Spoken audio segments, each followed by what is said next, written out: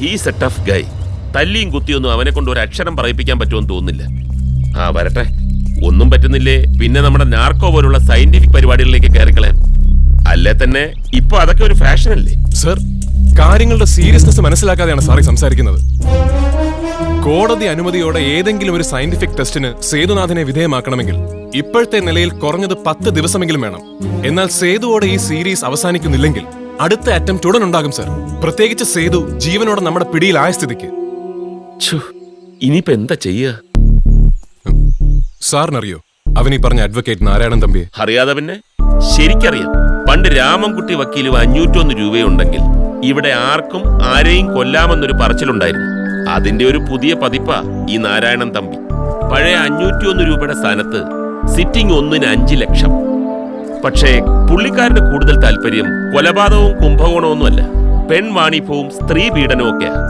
അപ്പൊ ചുരുക്കം പറഞ്ഞാൽ ഇതുവരെ പണി കിട്ടിയിട്ടുള്ളവരിൽ വിഷം ഏറ്റവും കൂടിയതിന്. ആ, അങ്ങനെയും പറയാം. വിത്ത് ഫുൾ പെർഫോമൻസ് എനിക്കൊന്ന് കാണണമല്ലോ ഈ അഡ്വക്കേറ്റ് നാരായണൻ തമ്പി.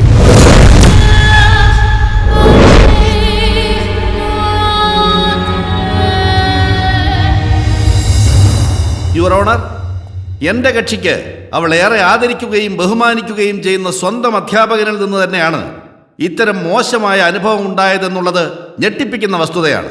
അതുകൊണ്ട് പ്രതിക്ക് നിയമം അനുശാസിക്കുന്ന ഏറ്റവും കടുത്ത ശിക്ഷ തന്നെ നൽകണമെന്ന് ബഹുമാനപ്പെട്ട കോടതിയോട് ഞാൻ താഴ്മയായി അപേക്ഷിച്ചുകൊള്ളുന്നു. That's all your honour. Anything to ask Mister Narayanan Thampi?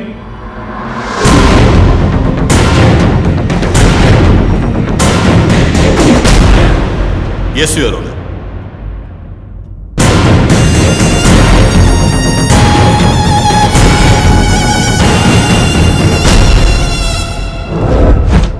നിയ പുന്നൂസ്. അതെ. ഈ നിൽക്കുന്ന പ്രൊഫസർ അലക്സ് സക്രിയ ഏത് സബ്ജക്റ്റാണ് നിയെ പഠിപ്പിച്ചുകൊണ്ടിരുന്നത്? സുവോളജി. അതായത് ജന്തുശാസ്ത്രം. അതെ. മനുഷ്യനടക്കമുള്ള എല്ലാ ജീവികളുടെയും ലൈംഗിക ജനിതക ഘടനകളെക്കുറിച്ചും പ്രത്യുൽപാദന രീതികളെക്കുറിച്ചും വിശദമായി പ്രതിപാദിക്കുന്ന ശാസ്ത്രശാഖയാണ് സുവോളജി. എന്താ ശരിയല്ലേ പ്രൊഫസർ? ശരിയാണ്.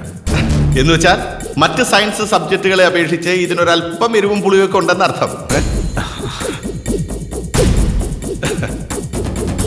എന്റെയൊക്കെ കോളേജ് കാലഘട്ടത്തിൽ സയൻസ് ബാച്ചിലെ കുട്ടികൾ തമാശയായി പറയുന്നത് കേൾക്കാമായിരുന്നു. കാണാൻ ഭംഗിയുള്ള മെയിൽ ലെക്ചറാണ് സുവോളജി പഠിപ്പിക്കാൻ വരുന്നതെങ്കിൽ പെൺകുട്ടികൾ ആരും ക്ലാസ് കട്ടിയില്ല, തിരിച്ചാണെങ്കിൽ ആൺകുട്ടികൾ. എന്താ നീയ ഈ അലക്സാർ പഠിപ്പിക്കാൻ വരുമ്പോ നീയാക്ക് അങ്ങനെ വല്ലതും തോന്നിയോ?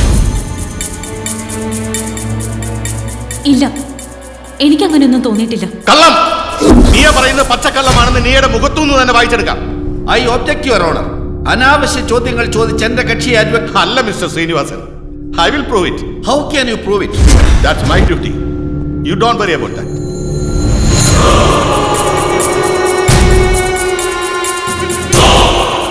ബഹുമാനപ്പെട്ട കോടതിയുടെ അനുമതിയോടെ കഴിഞ്ഞ ദിവസം നിയെ സെക്സ് ഹോർമോൺ അനാലിസിസിന് വിധേയമാക്കിയതിന്റെ ലാബ് റിപ്പോർട്ടാണിത്. 18 വയസ്സായ ഒരു പെൺകുട്ടിയിൽ കാണപ്പെടേണ്ട സ്ത്രീ ശരീരത്തിലെ സെക്ഷൽ ഹോർമോണായ ഈസ്ട്രജന്റെ നോർമൽ കൗണ്ട് 25-നും 221-നും ഇടയിലാണ്. എന്നാൽ ഈ റിപ്പോർട്ട് പ്രകാരം നിയയിലത് 262 എന്ന് വെച്ചാൽ നോർമൽ കൗണ്ടിനേക്കാൾ ഏറെ കൂടുതൽ. So we can say that she is a confirm നിംഫോമാനിയ.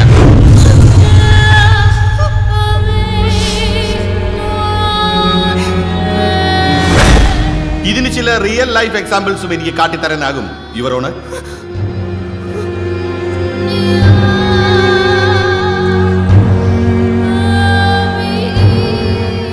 ഈ നിൽക്കുന്ന സാബുവിനെ കുട്ടി അറിയോ? അറിയാം. എങ്ങനെ അറിയാം? ഈ ചേട്ടന്റെ കാറിലായിരുന്നു ഞാൻ സ്കൂളിൽ പോയിക്കൊണ്ടിരുന്നത്. ഒറ്റയ്ക്കോ?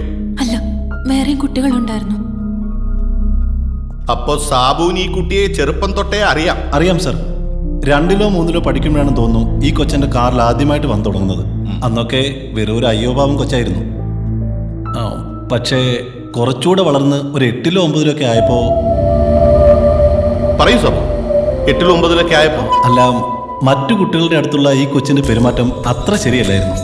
പ്രത്യേകിച്ച് ഈ ആമ്പിള്ളാരുടെ അടുത്ത് ചില പെശക് തട്ടുമുട്ടൊക്കെ. സംഗതി വഷളാണെന്ന് കണ്ടപ്പോൾ എൻ്റെ വണ്ടിയിലുള്ള കൊച്ചിൻ്റെ വരവ് ഞാനങ്ങ് നിർത്തിച്ചു. അതിൽ പിന്നെ എന്നെ കണ്ട കൊച്ചു മുഖം തിരിച്ചൊരു പോക്ക.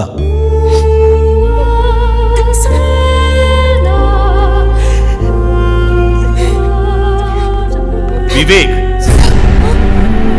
അതെ, നിങ്ങൾക്കെങ്ങനെയാ നീയായിട്ട് പരിചയം?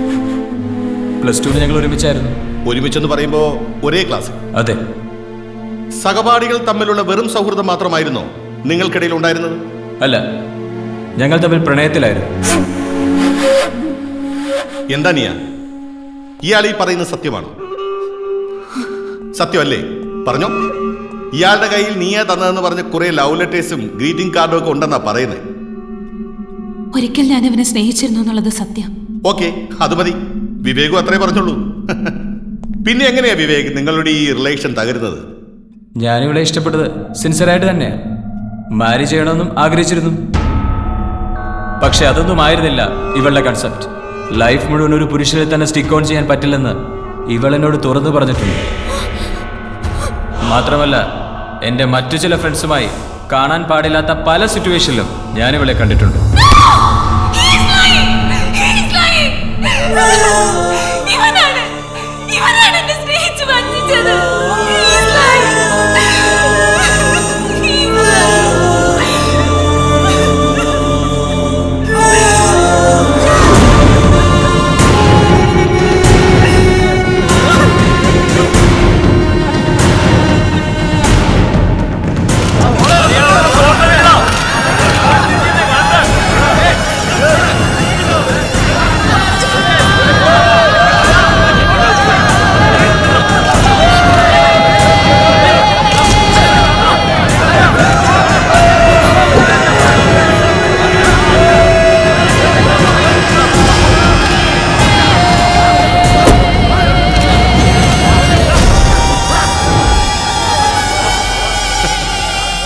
കണ്ടില്ലേ, ഒരൊറ്റ ദിവസത്തെ വാദം കൊണ്ട് തന്നെ കൊച്ചിന്റെ ഫാൻസിന്റെ എണ്ണം കൂടിയത്.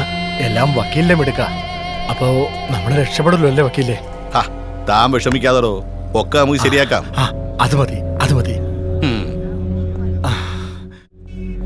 Excuse me. യെസ്. ഹലോ, ഞാൻ ശ്രീരാമകൃഷ്ണൻ, ASP ആണ്. എനിക്ക് വക്കീലിനെ ഒന്ന് കാണുമായിരുന്നു, പേഴ്സണലായിട്ട്. അപ്പൊ അതാണ് കാര്യം. എന്റെ പൊന്നെ ASP സാറേ, ഞാൻ ഈ കോട്ടിടാൻ തുടങ്ങിയിട്ടേ കൊല്ലം 30ആയി. 980-ലെ മുണ്ടക്കയം പെൺവാണിഭ കേസിൽ പ്രതിഭാഗത്തിന് വേണ്ടി ഹാജരായി തുടങ്ങിയതാ ഈ പരിപാടി. അന്ന് തൊട്ട് ഇങ്ങോട്ട് ഇതുപോലുള്ള വധഭീഷണികൾക്കും തെറിവിളികൾക്കുമൊന്നും ഒരു പഞ്ഞവും ഉണ്ടായിട്ടില്ല. പേരുകേട്ട ഉന്മൂലനവാദ സംഘടനകൾ പലതും എന്നെ തട്ടുവന്ന് പലവട്ടം പറഞ്ഞിട്ടുള്ളതാ. പക്ഷെ ഒരുത്തനും എന്റെ രോമത്തേലൊന്ന് തൊടാൻ പോലും കഴിഞ്ഞിട്ടില്ല. ഈ സീരീസിൽ ഇതുവരെ 4 കൊലപാതകങ്ങൾ നടന്നിട്ടുണ്ട്. എല്ലാം വെരി വെൽ പ്ലാൻഡ്. 5ാമത്തേതായി പറഞ്ഞു കേൾക്കുന്ന പേര് നിങ്ങളുടേതാണ്. അപ്പോ അത് നിങ്ങളെ അറിയിക്കുക എന്ന ചുമതല ന്യായമായി ഞങ്ങൾക്കുണ്ട്. ഓക്കെ. പക്ഷെ അതിന്റെ പേരിൽ വീട്ടിനുള്ളിൽ അടച്ചിരിക്കാനോ നാട് വിട്ടുപോകാനോ ഒന്നും എന്നെ കിട്ടത്തില്ല. എന്റെ ദിനകൃത്യങ്ങളിൽ ഒരെണ്ണം പോലും മാറ്റിവെക്കാനും ഞാൻ തയ്യാറല്ല. അഡ്വക്കേറ്റ് നാരായണൻ തമ്പിയെ 1000 പൂർണ്ണചന്ദ്രന്മാരെ കാണിച്ചു കൊള്ളണമെന്ന് കേരള പോലീസിൽ ആർക്കും ഒരു നിർബന്ധവുമില്ല. പക്ഷെ ഈ നാട്ടിലെ നിയമവാഴ്ചയെ വട്ടം കറക്കിയ ഈ കൊലപാതക പരമ്പരയിൽ ഇനി ഒന്നുകൂടി സംഭവിക്കാതിരിക്കുക എന്നുള്ളത് ഞങ്ങളുടെ ആവശ്യമാണ്. 30 വർഷങ്ങൾക്കിടെ ഐസക് പണിക്കർ സുദക്ഷിണ കേസ് ഉൾപ്പെടെ 50-ലധികം കോളിളക്കം സൃഷ്ടിച്ച കേസുകൾ, മിക്കതിലും എതിരാളികളെ നിഷ്പ്രഭമാക്കിക്കൊണ്ടുള്ള വലിയ വലിയ വിജയങ്ങൾ. ഇതാണ് അഡ്വക്കേറ്റ് നാരായണൻ തമ്പിയുടെ കരിയർ ഹിസ്റ്ററി. ഇതിൽ നിന്നും നമ്മൾ എവിടെ തുടങ്ങും സർ? നാരായണൻ തമ്പി വാദിച്ച് വിജയം കണ്ട കേസുകളിൽ നിന്നും സംശയം തോന്നുന്ന പേരുകൾ ചേർത്ത് ഞാനൊരു ലിസ്റ്റ് ഉണ്ടാക്കിയിട്ടുണ്ട്. ആ ലിസ്റ്റ് 3ആയി പകത്ത് നമ്മൾ 3 പേരും 3 വഴികളിൽ അന്വേഷണം തുടങ്ങും. ഫോർ എക്സാമ്പിൾ, നാരായണൻ തമ്പി വാദിച്ച് വിജയിച്ച ഒരു കൃഷ്ണമൂർത്തി മർഡർ കേസിന്റെ ഡീറ്റെയിൽസ് ആണത്. എഞ്ചിനീയറിംഗ് വിദ്യാർത്ഥിയായിരുന്ന കൃഷ്ണമൂർത്തിയെ അവന്റെ സീനിയേഴ്സ് ചേർന്ന് റാഗ് ചെയ്ത് കൊന്നു എന്നാണ് കേസ്.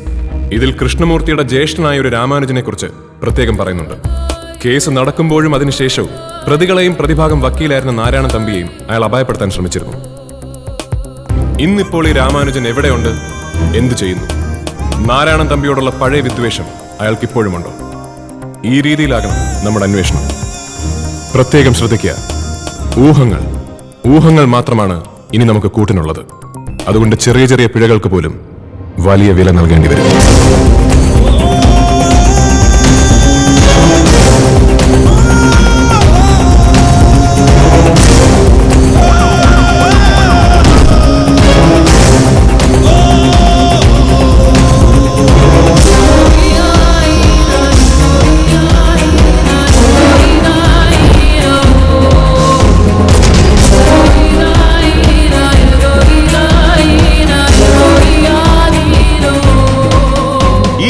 കേസുകളെന്നും വധഭീഷണി എന്നൊക്കെ പറയുന്നത് എന്റെ പ്രൊഫഷന്റെ ഭാഗമായിട്ട് ഞാൻ കാണുന്നുള്ളൂ. അങ്ങനെ പ്രൊഫഷന്റെ പുറത്ത് മാത്രം പഴിചാരി ഒഴിയാതെ വക്കീലെ, ഞാൻ കണ്ടിരുന്നു നിങ്ങളുടെ കരിയർ ഹിസ്റ്ററി. കഴിഞ്ഞ 30 വർഷമായിട്ട് ഏറ്റെടുത്ത ഒരൊറ്റ കേസിൽ പോലും നേരിന്റെ ഭാഗത്ത് നിങ്ങളുണ്ടായിട്ടില്ല. സത്യത്തെ വളച്ചൊടിക്കുകയും നിയമത്തെ കബളിപ്പിക്കുകയും ചെയ്യുന്നതിൽ നിന്നും നിങ്ങൾ ഗൂഢമായ ഒരു ആനന്ദം അനുഭവിക്കുന്നുണ്ട്. Like a born criminal. സംശയം തോന്നുന്ന എന്തുണ്ടായാലും അത് അപ്പം തന്നെ എന്നെ വിളിച്ചറിയിക്കണം.